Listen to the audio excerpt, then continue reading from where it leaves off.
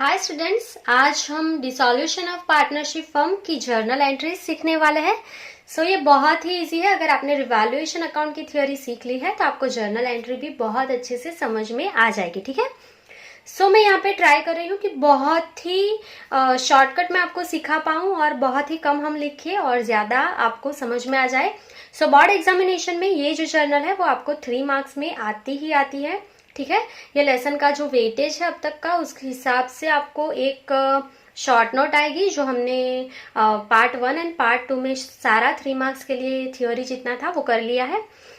और एक क्वेश्चन जो 3 मार्क्स के लिए आता है उसमें जर्नल एंट्रीज होती है और कुछ और क्वेश्चंस भी होते हैं, वो सारे हम यहाँ पे सॉल्व करेंगे। पर आज हम जर्नल एंट्रीज सीखने वाले हैं। सबसे पहले जो 4th लेसन में मैंने आपको सिखाया था वो ही हम एंट्री सीखने वाले हैं। 4th लेसन में जब मैंने आपको सिखाया था तब मैंने आपको बोला था कि ये आपको 7th लेसन तक जर्नल आने वाली है, आपको ये लर्न करना है। ठीक है। तब हमने एक्यूमुलेटेड जो भी प्रॉफिट या जो भी रिजर्व्स थी, ठीक है, उसकी एंट्री की थी। तो यहाँ पे भी सबसे पहली एंट्री वो ही है। यहाँ पे मैं लिख रही हूँ reserves and credit balance, reserves and credit balance of P&L account। ठीक है। जितनी भी रिजर्व्स होती है और जितने भी प्रॉफिट होते हैं उन सबकी क्रेडिट बैलेंस होती है। ठीक है। डिसॉल्यूशन के टाइम पे ये सारा प्रॉफिट एंड सारे रिजर्व्स कौन ले लेगा? पार्टनर ही लेगा। ठीक है। ये हमने 4th लेसन में भी सीखा था, अभी भी सीख रहे हैं। तो जो भी रिजर्व्स होगी यहाँ पे हम डीपली नहीं सीखेंगे। जो भी रिजर्व्स आपको दी हुई होगी वो क्लोज होके डेबिट हो जाएगी। इसकी क्रेडिट बैलेंस होती है। रिवैल्यूएशन के टाइम पे पार्टनर ले लेंगे। ठीक है। ये क्रेडिट की जगह पे ऑपोजिट होके डेबिट करना है हमें। उसके बाद इन्वेस्टमेंट फ्लक्चुएशन फंड होगा या फिर इन्वेस्टमेंट फ्लक्चुएशन फंड, फिर वर्कमैन का जो भी कंपेंसेशन फंड था। ठीक है। तो यहाँ पे हम सारे नहीं लिख रहे हैं। वर्कमैन एक्सीडेंट कंपेंसेशन फंड है, ठीक है, वो भी डेबिट हो जाएगा। जितनी भी एक्यूमुलेटेड रिजर्व है, जितनी भी प्रॉफिट है, P&L अकाउंट का प्रॉफिट जो है वो भी डेबिट हो जाएगा। और ये सारा जो प्रॉफिट है, सारी जो रिजर्व है वो कौन लेगा? पार्टनर लेगा। To partners capital account. ठीक है। यहाँ पे भी ये सेम जर्नल है, हमें सिर्फ इतना ही लिखना है। ठीक है। चलिए, यहाँ पे आपकी फर्स्ट जर्नल कंप्लीट हो गई है। यहाँ पे हम बीइंग क्या लिखेंगे? बीइंग जो भी रिजर्व आपको क्वेश्चन में दिया होगा वो आप लिख लेंगे। Being reserve and profit is transferred to partners capital account in their P&L ratio।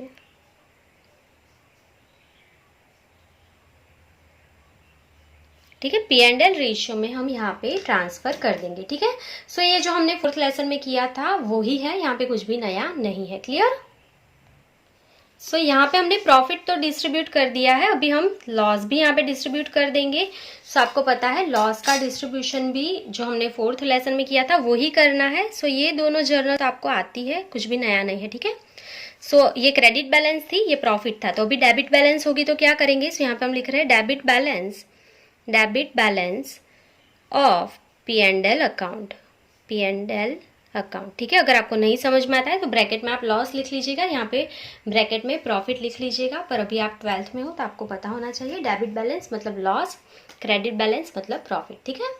चलिए, अगर कोई भी लॉस है या हमने 4th लेसन में सीखा था कि जो भी डिफर रेवेन्यू एक्सपेंसेस होते हैं वो सारे क्लोज हो जाते हैं और वो डेबिट की जगह पे क्रेडिट हो जाएगा। ठीक है। तो डेबिट कौन होगा? ये सारा लॉस किसका होता है? पार्टनर का। ठीक है। Partners capital account debit, partners capital account debit to P&L account. ठीक है। लॉस और कोई भी एक्सपेंस होगा डिफर रेवेन्यू तो हम क्रेडिट ही करेंगे। पर यहाँ पे हम बहुत ही शॉर्टकट में सीख रहे हैं, पूरा जो हमने 4th लेसन में सीखा था वैसे नहीं लिखेंगे। That's it. इस लेसन में सिर्फ इतना ही आएगा। बीइंग हम क्या लिखेंगे? Being debit balance of P&L account is transferred to partners capital account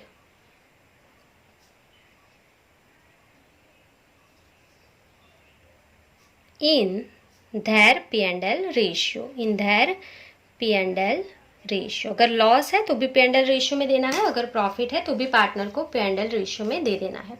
so ये जो जर्नल है ये हमने सीखी हुई है, वही है, ठीक है, इसमें कुछ भी नया नहीं था।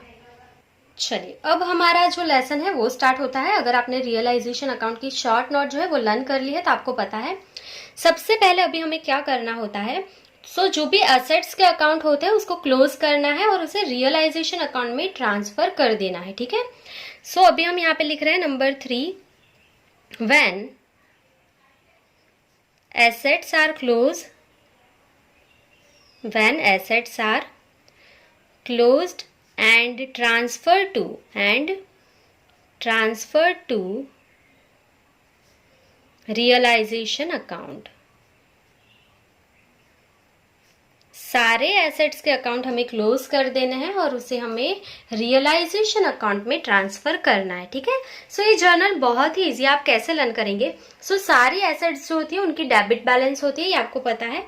एसेट की डेबिट बैलेंस होती है, सारी एसेट जो होती है उनकी डेबिट बैलेंस होती है, एंड जितनी भी लायबिलिटीज होती है या रिजर्व्स होती है उनकी क्रेडिट बैलेंस होती है, ठीक है। तो अभी आपको क्या करना है, एसेट के अकाउंट्स आपको क्लोज करना है, ठीक है। तो डेबिट की जगह पे क्या करना है, क्रेडिट, ठीक है। जो भी एसेट आपको क्वेश्चन में दिया है उसको आप डेबिट की जगह पे क्रेडिट कर देंगे, तो डेबिट कौन हो जाएगा, रियलाइजेशन अकाउंट। ये बहुत ही सिंपल है, ठीक है। एसेट क्रेडिट हो जाएगी तो डेबिट कौन होगा, यहाँ पे रियलाइजेशन अकाउंट डेबिट हो जाएगा। So that's it. यहाँ पे क्या होगी journal, realization account debit, realization account debit to, ठीक है। तो यहाँ पे मैं सारी जो आपको एसेट्स दी हुई होगी उसकी लिस्ट यहाँ पे मैं नहीं लिख रही हूँ, मैं यहाँ पे सिंपली शॉर्ट में लिख रही हूँ टू रिस्पेक्टिव एसेट्स अकाउंट, ठीक है। ये हमें लर्न करने के लिए है, यहाँ पे मैं सारी एसेट नहीं लिख रही हूँ। जो भी एसेट दी हुई होगी हम उसे क्रेडिट कर देंगे और रियलाइजेशन अकाउंट डेबिट हो जाएगा, ठीक है। बीइंग क्या लिखेंगे यहाँ पे, जो भी हमें यहाँ पे दिया होगा एसेट्स। बीइंग एसेट्स अकाउंट, जो भी अगर मशीनरी दी है तो आप क्या लिखेंगे, मशीनरी अकाउंट, ठीक है। यहाँ पे हम लिख रहे हैं being assets account closed and transfer to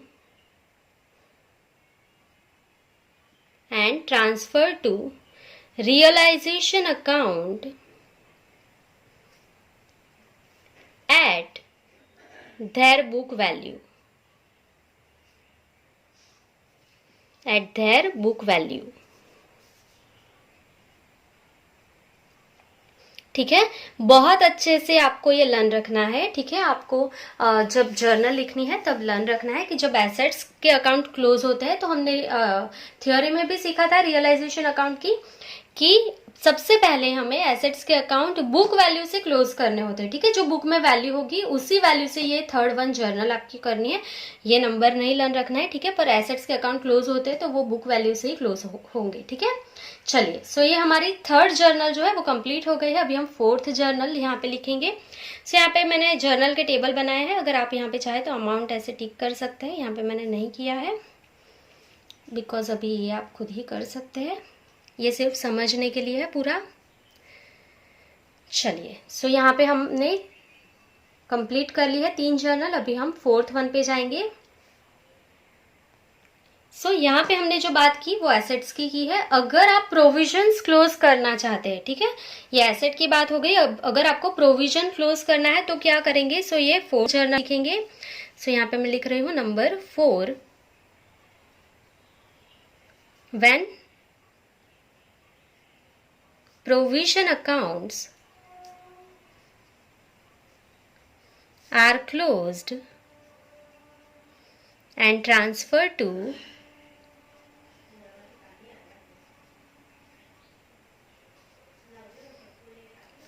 realization account, ठीक है। अगर हमें प्रोविजन के अकाउंट क्लोज करना है तो क्या करेंगे, तो जितनी भी प्रोविजन होती है उनकी भी क्रेडिट बैलेंस होती है। यहाँ पे मैंने लिखा है लायबिलिटीज हो, रिजर्व्स हो या प्रोविजंस हो, ठीक है, सबकी क्रेडिट बैलेंस ही होती है। अगर आपको क्लोज करना है तो आप डेबिट कर लेंगे, ठीक है। तो कौन से प्रोविजंस हो सकते हैं यहाँ पे? सो सबसे पहले बीडीआर हो सकता है, सो बैड डेब्ट्स रिजर्व लिख रहे हैं हम, बीडीआर बैड डेब्ट्स रिजर्व, ये सारे प्रोविजंस हैं हमारे। सो बैड डेब्ट्स रिजर्व आपको दिया हुआ है, तो आपको सिर्फ क्या सोचना है कि बीडीआर रिजर्व है, मतलब ये प्रोविजन है बैड डेब्ट्स पे, तो इसकी क्रेडिट बैलेंस होगी, अगर क्लोज होगा तो ये डेबिट हो जाएगा, ठीक है। तो क्रेडिट कौन होगा? रियलाइजेशन, ठीक है। और कौन सी यहाँ पे प्रोविजंस हो सकती है? तो यहाँ पे डीआरडी हो सकता है, मतलब डिस्काउंट रिजर्व ऑन डेप्टर्स हो सकता है, कोई भी प्रोविजन हो सकता है, discount reserve on debtors account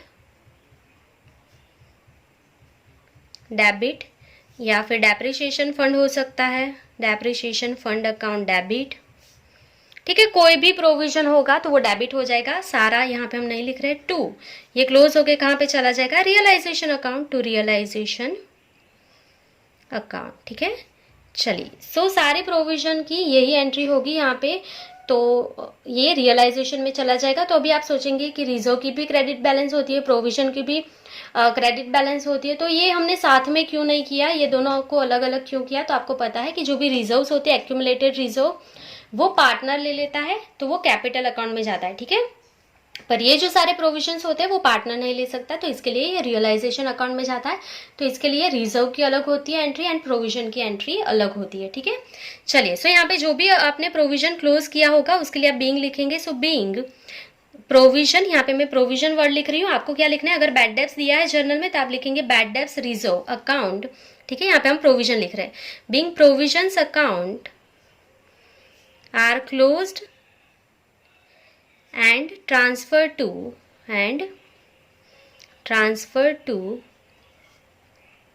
realization account, that's it, ठीक है। जो भी प्रोविजन होगा उसे क्लोज कर देंगे एंड रियलाइजेशन अकाउंट में हम ट्रांसफर कर देंगे, क्लियर। चलिए, सो ये हमारी फोर्थ जो है जर्नल वो कंप्लीट हो गई है। यहाँ पे हमने सारी जितनी भी प्रोविजंस थी उसे क्लोज कर दिया है। जरूरी नहीं है कि एग्जाम में ऐसे ही स्टेप बाय स्टेप आएगा, कुछ भी आ सकता है, जर्नल कोई भी आ सकती है, ठीक है। सिर्फ हमें जर्नल राइट करनी है यहाँ पे। चलिए, सो ये एसेट की बात हो गई। अभी आपको पता है एसेट्स जब आप क्लोज कर देते हैं बुक वैल्यू से, उसके बाद आपको क्या करना है? तो लायबिलिटीज को क्लोज करना होता है, ठीक है। एसेट क्लोज हो जाती है, उसके बाद हमें लायबिलिटीज को क्लोज करना है। सो यहाँ पे मैं लिख रही हूँ number 5, when liabilities account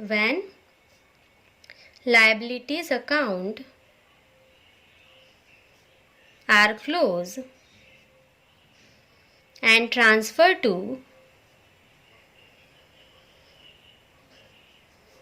realization account, ठीक है। अब हम लायबिलिटीज को क्लोज करेंगे, तो आपको पता है जो भी लायबिलिटीज होती है उसकी क्रेडिट बैलेंस होती है, अगर आप क्लोज करेंगे तो वो डेबिट हो जाएगी, ठीक है। सो यहाँ अब हम सारी लायबिलिटीज के नेम नहीं लिखेंगे, रिस्पेक्टिव लायबिलिटीज अकाउंट डेबिट, जो भी लायबिलिटीज है उसे हम डेबिट कर देंगे। अगर बिल्स पेएबल है, क्रेडिटर्स है, बैंक ओवरड्राफ्ट है, वर्कमैन प्रॉफिट शेयरिंग फंड है, कुछ भी है लायबिलिटीज, तो वो डेबिट हो जाएगा। तो क्रेडिट कौन होगा? रियलाइजेशन अकाउंट, ठीक है। लायबिलिटीज क्लोज होकर डेबिट हो जाएगी टू रियलाइजेशन अकाउंट, क्लियर। तो जर्नल में हमें क्वेश्चन में कोई भी लायबिलिटीज दी हुई होगी तो हम बुक वैल्यू से इसे क्लोज कर देंगे, ठीक है, और पहले ट्रांसफर कर देंगे रियलाइजेशन अकाउंट में।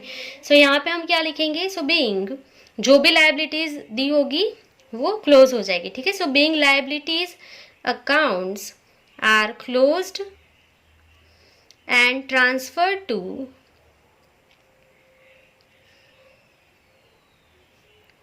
realization account,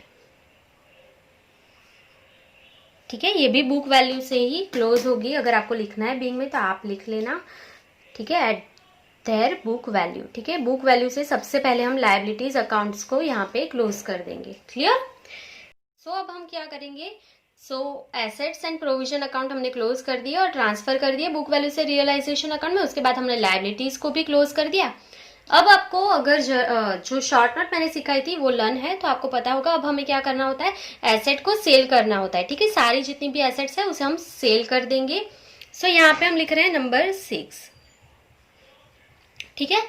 अगर हम सेल कर देते हैं एसेट को तो क्या होगा? सो यहाँ पे हम लिख रहे हैं सेल ऑफ असेट्स, चलिए, अगर हमने एसेट को सेल कर दिया है तो पैसे मिलेंगे ऑब्वियसली, ठीक है। एसेट को सेल करेंगे तो पैसे मिलेंगे, अगर पैसे मिलेंगे तो कैश बैंक क्या होगा, डेबिट।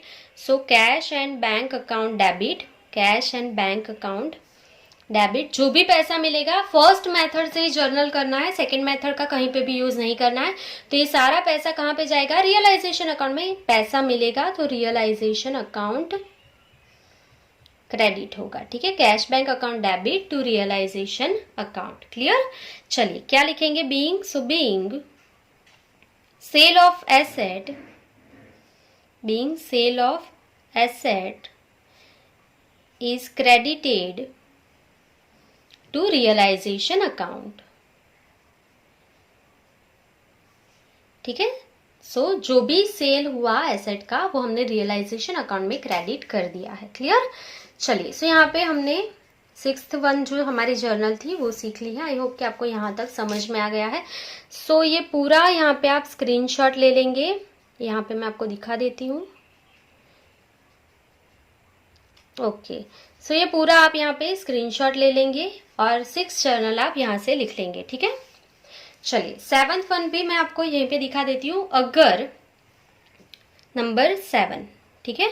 अब हमें क्या करना है, तो अगर ये जो हमने सेल किया है एसेट का, तो यहाँ पे तो हमें पैसे मिल गए हैं, कैश बैंक अकाउंट में हमने डेबिट किया था। पर अगर कोई पार्टनर लेके जाएगा डिसॉल्यूशन के टाइम पे, अगर वो पार्टनर बोलता है कि ये जो एसेट है वो मुझे लेके जानी है, तो क्या करना है, ठीक है। So when assets taken by a partner, ठीक है। अगर कोई पार्टनर लेके जाएगा एसेट तो क्या करेंगे, ठीक है। तो आपको कुछ भी नहीं करना है।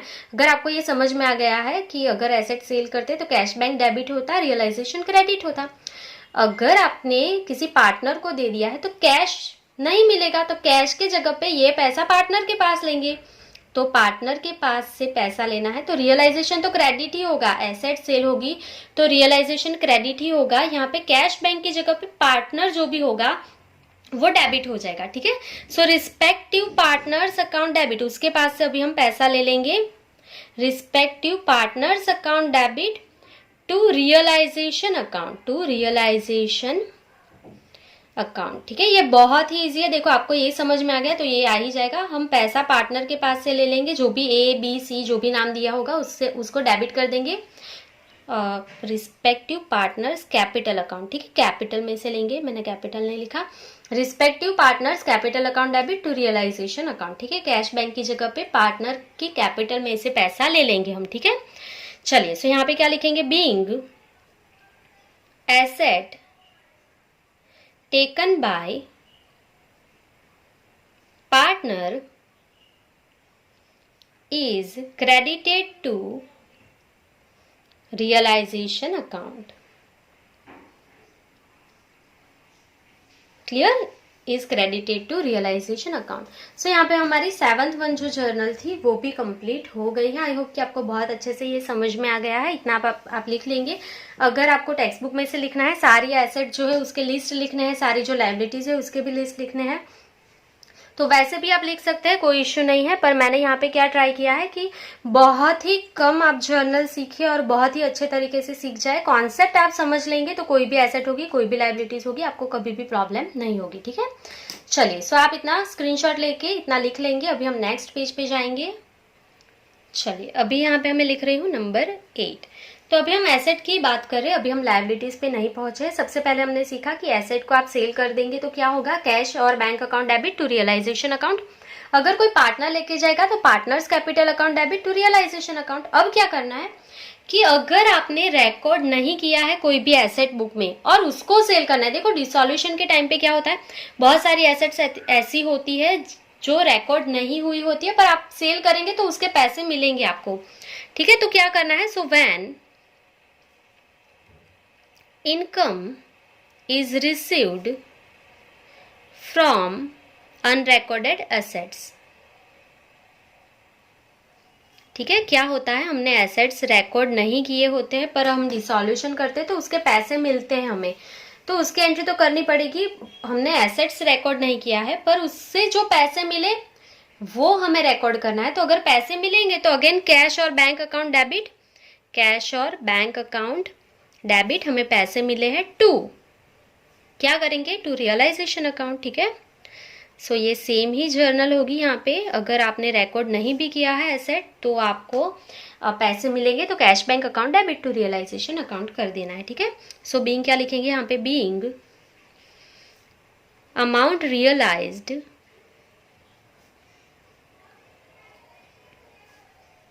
फ्रॉम अनरिकॉर्डेड असेट्स,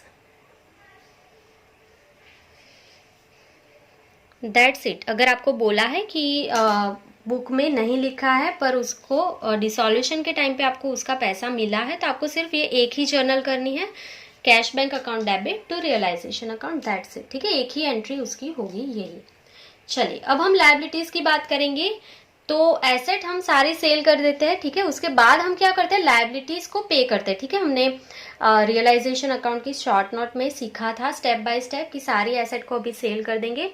उसके बाद फर्स्ट मेथड की बात कर रही हूँ मैं, सेकंड मेथड पे नहीं जाना है क्योंकि सारी जर्नल हमें फर्स्ट मेथड से ही करनी है। ठीक है, उसके बाद मैंने क्या बोला था आपको, एसेट जब सेल हो जाए उसके बाद हमें लायबिलिटीज को पे करना होता है। ठीक है, जो पैसा मिलेगा उससे हम लायबिलिटीज को पे करते हैं। तो अब हम यहाँ पे लिख रहे हैं number 9, liabilities paid in cash.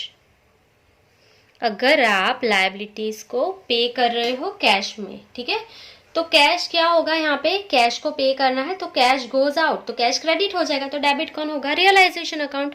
So realization account debit, realization account debit to cash bank account. ठीक है, ये बहुत ही सिंपल है। कैश अगर आप पे करेंगे तो कैश क्रेडिट हो जाएगा। ठीक है, तो डेबिट कौन, रियलाइजेशन अकाउंट। ठीक है, तो जो भी लायबिलिटीज आपने पे की है उसका यहाँ पे आप बीइंग में लिख लेंगे। So being liabilities are paid in cash, that's it। ठीक है, सो ये भी बहुत इजी था। आई होप कि आपको समझ में आ रहा है ये पूरा।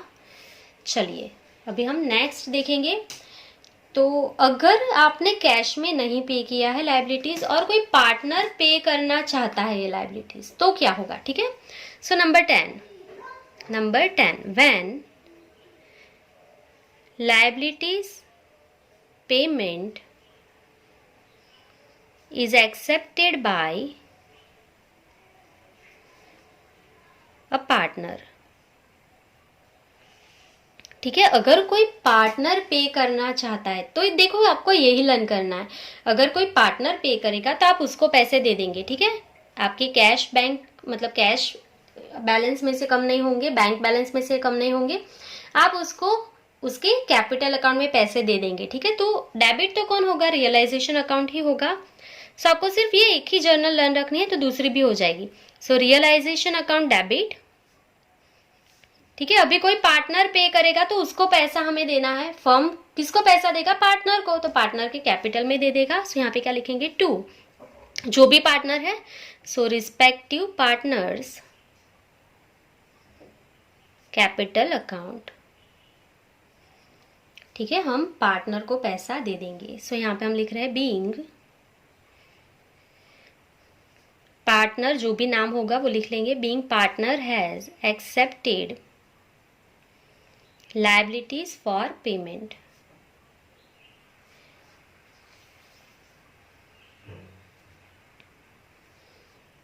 क्लियर, तो ये भी बहुत इजी था। अगर कोई पार्टनर पे करना चाहता है तो हम उसे कैपिटल में पैसा दे देंगे। ठीक है, चलिए अभी हम नेक्स्ट देखेंगे।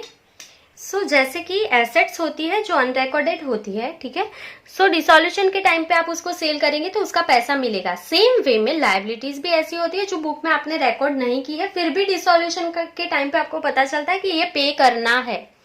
ठीक है, तो कुछ कुछ लायबिलिटीज कैसी होती है कि रिकॉर्ड नहीं है बुक में फिर भी आपको पे करना पड़ेगा, क्योंकि वो लायबिलिटीज अगर है आपकी और आपने नहीं लिखा है, कोई भी रीजन से अगर आप भूल भी गए हो तो डिसॉल्यूशन के टाइम पे आपको उसको पे करना पड़ेगा। ठीक है, तो वही सीख रहे हैं। When unrecorded liabilities, when unrecorded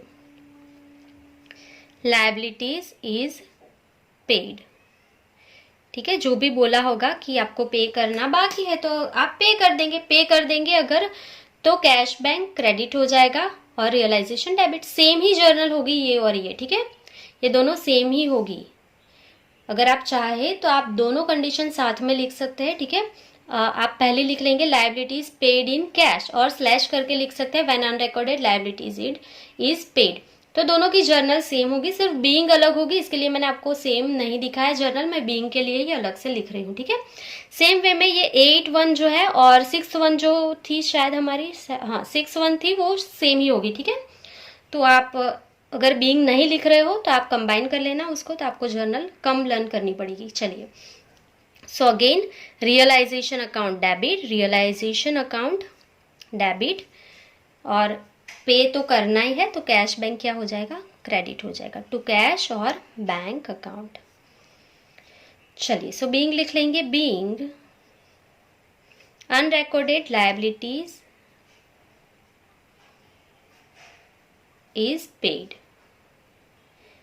चलिए, जो लायबिलिटीज अनरिकॉर्डेड थी वो हमने यहाँ पे कर दी है। सो ये आपकी 11th जो जर्नल थी वो हो गई है। अब उसके बाद सारी लायबिलिटीज हमने यहाँ पे कर दी है। कैश में पे करनी होगी या कोई पार्टनर पे करेगा या जो अनरिकॉर्डेड है वो पे करनी है, वो सारा हो गया।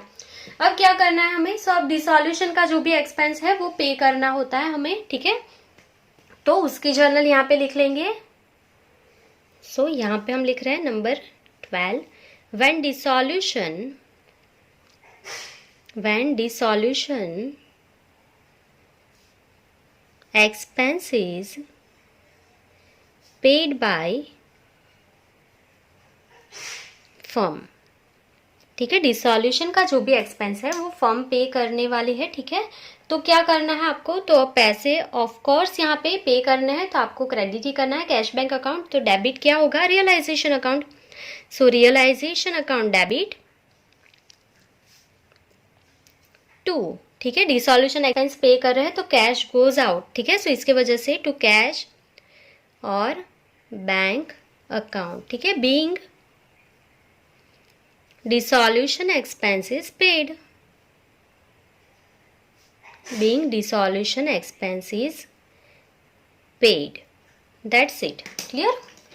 चलिए, हम यहाँ पे दूसरी कंडीशन इसकी देखेंगे जिसमें बहुत कंफ्यूजन होता है स्टूडेंट्स को। सो ये कुछ इतना हार्ड नहीं है, ये भी इजी है, देखो अच्छे से समझ लेना तो ये भी आ जाएगा। अब हम सीख रहे हैं कि अगर कोई पार्टनर एक्सेप्ट करता है डिसॉल्यूशन एक्सपेंस पे करना, ठीक है, तो उस केस में क्या होता है, ठीक है। तो यहाँ पे हम लिख रहे हैं नंबर 13। देखो, अगर कोई पार्टनर एक्सेप्ट करता है लायबिलिटीज पे करने के लिए तो कोई एंट्री नहीं होती है, ठीक है। पर जब उसको रेम्यूनरेशन पे करना होता है तब हम उसकी एंट्री करते हैं, ठीक है। तो ये कॉन्सेप्ट मैं आपको पहले लिख के दिखा देती हूँ। When any remuneration is payable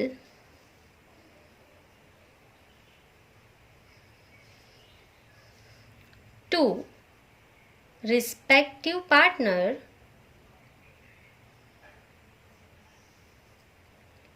for responsibility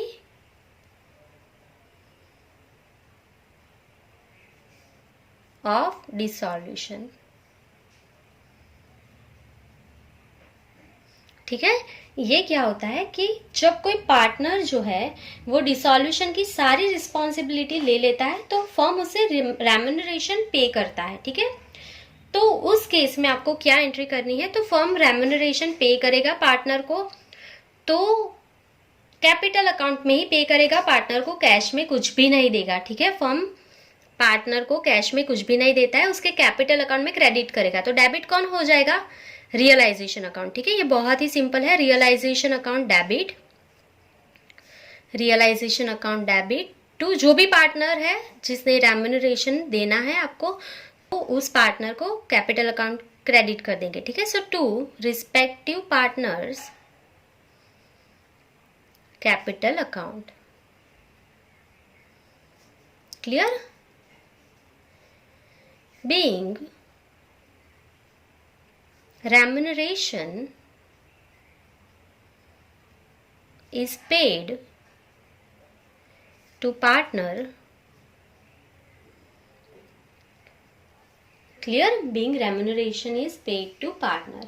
partner जो भी वर्क करेगा डिसॉल्यूशन के लिए, उसके लिए उसे रेम्यूनरेशन मिल रहा है, ठीक है। रेम्यूनरेशन मतलब जो वो वर्क कर रहा है उसको हम जो भी उसका पे बैक करेंगे तो वो रेम्यूनरेशन हो जाता है, ठीक है। चलिए, सो ये बहुत ही ईजी था। अभी नेक्स्ट हम ये कंडीशन देखेंगे कि अगर जो डिसॉल्यूशन का एक्सपेंस है वो कोई पार्टनर पे करने वाला है, वो रिस्पॉन्सिबिलिटी ले रहा है, पर जो पेमेंट है वो फर्म पे कर रहा है, ठीक है। बहुत अच्छे से ये समझना क्या बोल रही हूं मैं कि when the responsibility of the payment of dissolution expense is accepted by partner, partner पे करेगा, उसने एक्सेप्ट कर लिया है, पर जो पेमेंट है डिसॉल्यूशन का वो फर्म पे करेगा, ठीक है। तो क्या होगा इस केस में? सो ये बहुत इजी है, बहुत अच्छे से सीखिए आप। Number 14, when the responsibility of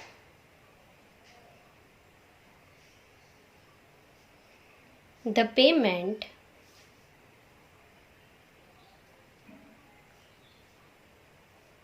of the dissolution expense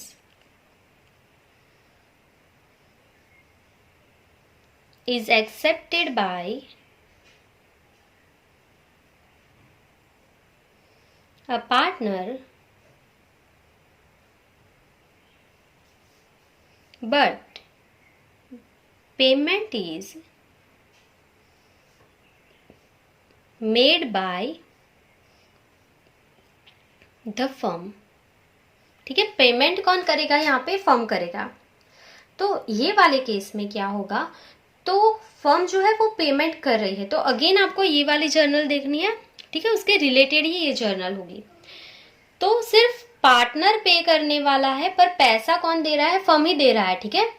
तो पैसा फर्म का जाएगा ही जाएगा, तो कैश बैंक क्रेडिट हो जाएगा, पर डेबिट रियलाइजेशन नहीं होगा क्योंकि ये पैसा कौन पे करेगा? Partner.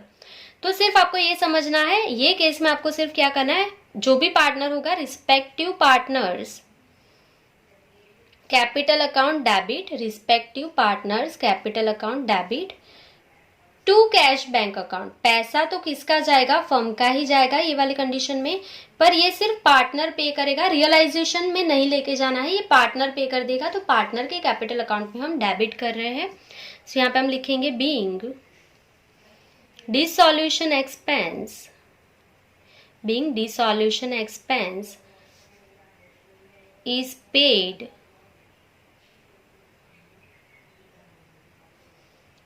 on the behalf of partner, ठीक है। ये रिस्पॉन्सिबिलिटी पार्टनर की थी, पर ये हम मतलब कौन? फर्म पे कर रहा है, तो कैश बैंक क्रेडिट करना है, और ये पैसा कहाँ पे आप डेबिट करेंगे? पार्टनर को, पार्टनर के कैपिटल अकाउंट में डेबिट करेंगे, क्योंकि ये रिस्पॉन्सिबिलिटी किसकी है? पार्टनर की है, क्लियर। सो ये जो 3 जर्नल है ये आप सिर्फ बहुत अच्छे से लर्न रखना, क्योंकि यहाँ पे स्टूडेंट्स को बहुत कंफ्यूजन होता है और एग्जाम में शायद इसी में मार्क्स ज़्यादा कट होते हैं। ये 3 कंडीशन में देखो बहुत ईजी है, अगेन मैं आपको एक्सप्लेन कर देती हूँ क्विकली कि अगर फर्म पे कर रहा है डिसॉल्यूशन एक्सपेंस और फर्म का ही एक्सपेंस है और कुछ भी नई डिटेल्स आपको दिया है, तो सिर्फ आपको क्या करना है, पैसा जाएगा तो कैश बैंक क्रेडिट और डेबिट अकाउंट रियलाइजेशन अकाउंट, ठीक है। अगर यहाँ पे सेकेंड में आपको दिया है कि रेम्यूनरेशन जो है डिसॉल्यूशन की रिस्पॉन्सिबिलिटी अगर कोई पार्टनर ले रहा है तो फर्म उसे रेम्यूनरेशन देगा, तो आपको क्या करना है, तो रियलाइजेशन अकाउंट डेबिट, तो टू पार्टनर्स कैपिटल अकाउंट, ठीक है। जो भी पार्टनर होगा उसे आप रेम्यूनरेशन दे देंगे कैपिटल अकाउंट में, कैश में नहीं देना है, ठीक है। ये लास्ट कंडीशन क्या है कि अगर किसी भी पार्टनर ने बोला है कि डिसॉल्यूशन की जो रिस्पॉन्सिबिलिटी है वो इसकी है, पर पेमेंट जो है वो फर्म कर रहा है, तो ये केस में क्या होगा, तो कैश बैंक क्रेडिट होगा, डेबिट कौन हो जाएगा? जो भी पार्टनर है उसका कैपिटल अकाउंट डेबिट हो जाएगा, ठीक है। चलिए, सो यहाँ तक 14 तक हमारी जर्नल कंप्लीट होती है। अभी हम लास्ट जर्नल सीखने वाले हैं। आई नो कि टेक्स्ट बुक में और भी ज्यादा बहुत सी एंट्रीज दी हुई है, पर वो हमारे कुछ भी काम की नहीं है। ये लास्ट जर्नल मैं आपको दिखा रही हूँ, उसके बाद मैं आपको बोलूंगी कि बाकी की जर्नल के लिए आपको क्या करना है, ठीक है। चलिए, सो नंबर 15 जो हमारी लास्ट जर्नल है आज की, वो मैं लिख रही हूँ, when loan of partner is paid, when loan of partner is paid. अगर आपको पार्टनर को लोन पे कर देना है तो क्या करेंगे, तो लोन जो होता है वो हमारे लिए लायबिलिटी होता है, तो उसके लिए क्रेडिट बैलेंस होती है उसकी, तो उसको क्लोज करेंगे तो डेबिट हो जाएगा। जो भी पार्टनर की लोन होगी वो आप डेबिट कर देंगे। So partners loan account debit, partners loan account debit. अगर हम पे कर रहे हैं तो पैसा जाएगा टू कैश और बैंक अकाउंट, टू कैश और बैंक अकाउंट। ठीक है, लोन क्लोज हो जाएगी और कैश में हम उसको पे कर देंगे। और बीइंग क्या लिखेंगे, being loan of partner, loan of partner is paid. ठीक है, जो भी लोन थी वो हमने पे कर दी है, दैट्स इट। क्लियर। तो टेक्स्ट बुक में आपको और भी ज्यादा यहाँ पे एंट्रीज दी हुई है कि जब आप रियलाइजेशन अकाउंट को क्लोज करेंगे, ठीक है, उसके बाद जो भी प्रॉफिट आएगा लॉस आएगा उसकी सारी एंट्रीज आपको टेक्स्ट बुक में दी हुई है।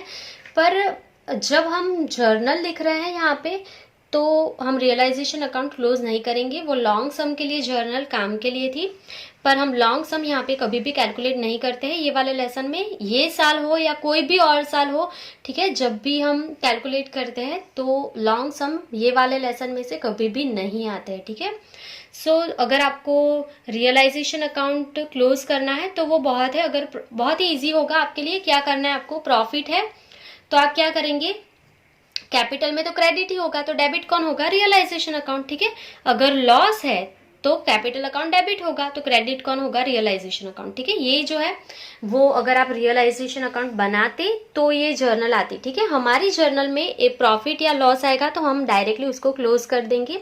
उसके लिए यहाँ पे मैं आपको कोई भी जर्नल नहीं सिखा रही हूँ। ठीक है, और करंट अकाउंट अगर आप बनाएंगे तो उसके लिए भी जो एंट्रीज होगी वो क्या होगी, तो करंट अकाउंट जो होगा वो ट्रांसफर हो जाएगा कैपिटल अकाउंट में, तो उसकी एंट्री भी जो है वो सिर्फ लॉन्ग सम के रिलेटेड ही है, तो वो हम यहाँ पे जर्नल में नहीं सीखेंगे। अगर आपको सीखना है तो आप पेज नंबर 284 पे आपको सारी एंट्रीज दी हुई है, आप एक बार देख लेना, आपको समझ में आ ही जाएगा। पर 3 मार्क्स के लिए वो कुछ भी नहीं आने वाला है, जो यहाँ पे मैंने लिखा है उतना ही आएगा। ठीक है, और एक प्रॉफिट एंड लॉस का जो डिस्ट्रीब्यूशन होता है वो भी आता है, पर वो मैं आपको डायरेक्टली जर्नल में सिखा दूंगी, वो इतना डिफिकल्ट नहीं है। ठीक है, तो इसके लिए हम यहाँ पे कोई एक्स्ट्रा जर्नल नहीं रखेंगे। सो आप इसका स्क्रीनशॉट ले लेंगे और ये लिख लेंगे। आई होप कि आपको ये बहुत अच्छे से समझ में आ गया है। अगर आपको कोई भी डाउट्स है तो आप कमेंट सेक्शन में कमेंट कर सकते हैं। सो आज के लिए बस इतना ही। Thank you for watching.